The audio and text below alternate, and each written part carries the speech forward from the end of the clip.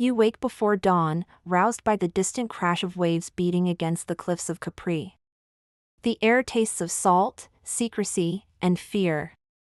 As you rise, the sound of footsteps echoes through the marble corridors, hurried, desperate, unsteady.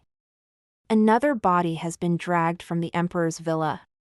Another whisper erased. The year is 31 AD.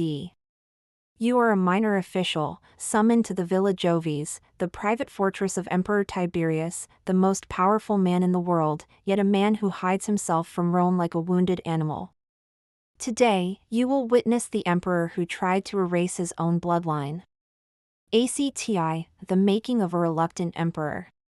Before he became a recluse, before the cruelty that made his name echo through centuries, Tiberius was not a monster. He was a soldier. A commander. A man forged by duty, not ambition. Born in 42 BC to Livia Drusilla, the future wife of Augustus, Tiberius grew up in the shadow of Rome's greatest emperor. But Augustus never wanted him. He wanted heirs of his own bloodline. First Marcellus, then Gaius, then Lucius. One by one, Augustus groomed them, adored them, and buried them. With every death, the spotlight crept closer to Tiberius, a man who begged only for solitude and a quiet life. Yet the empire demanded otherwise. He married the emperor's daughter, Julia, a woman he despised, and who despised him back.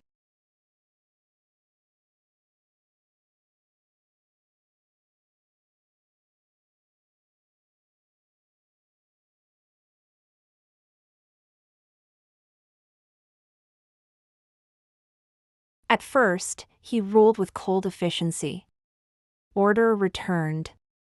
The treasury flourished. But beneath the marble surface, something inside him had begun to crack. ACT2, betrayals, deaths, and a bloodline in flames. When Tiberius became emperor, he did not rule alone. He trusted one man, Lucius Aelius Sejanus, commander of the Praetorian Guard. Sejanus was charming, brilliant, and ambitious. To Tiberius, he was the son he never had. But while Tiberius retreated deeper into study and philosophy, Sejanus wove a web of power across Rome. He wanted the throne. And to seize it, he targeted the imperial family, the blood of Augustus. Agrippina the Elder, granddaughter of Augustus, mother of Caligula, became his greatest enemy. Her sons, Nero and Drusus, were in the direct line of succession. Sejanus began poisoning rumors, treason, conspiracy, disloyalty. And Tiberius believed him. One by one, the descendants of Augustus were arrested. Nero, starved to death. Drusus, locked away, his body found gnawed by hunger. Agrippina, beaten, mutilated, left to rot on an island prison. The family that Augustus had built, the family Tiberius never truly belonged to, was vanishing. Rome whispered, "Has Tiberius gone mad? Has he turned against his own blood?" But the truth was darker. He could no longer tell enemies from family. Every whisper sounded like betrayal. Every shadow grew teeth. ACT3, the Island of Monsters. In 26 AD, Tiberius abandoned Rome completely.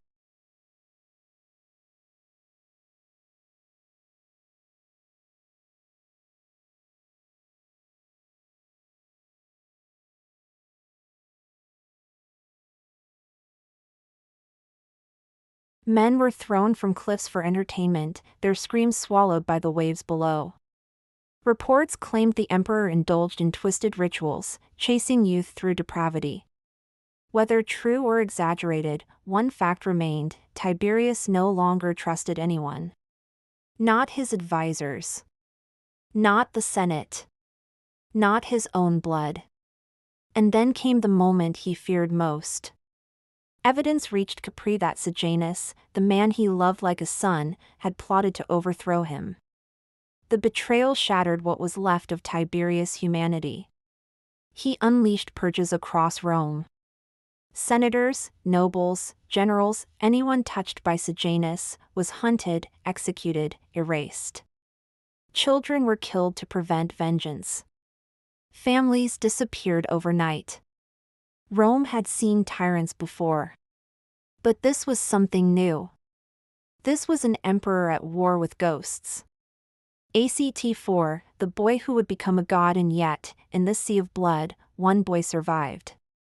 Gaius Julius Caesar Augustus Germanicus, the son of Agrippina the Elder. The soldiers called him Caligula, Little Boots. Tiberius watched him carefully. Some said the emperor saw a reflection of himself in the child, adored by soldiers, cursed by loss, haunted by a broken family. Others whispered that Tiberius feared him, the last living spark of the dynasty he had destroyed. Still, he kept Caligula close. The boy lived on Capri for years, studying the emperor like a predator studies prey. He learned silence. He learned patience. He learned the art of survival in a palace built on terror. And Tiberius, old and decaying, faced a final choice. Who would inherit the empire he no longer wanted? The Senate begged for a peaceful successor. The Praetorian Guard wanted a strong one. Tiberius chose Caligula. Not out of hope, but out of fear and perhaps guilt. He left Rome with a final gift, a young man shaped by blood, loneliness, and nightmares. When Tiberius died in 37 AD, the boy who had survived Capri stepped into the light. Rome rejoiced. They believed a new golden age had begun. They were wrong. ACTV, the legacy of a haunted emperor. Tiberius' legacy is not written in marble or victory.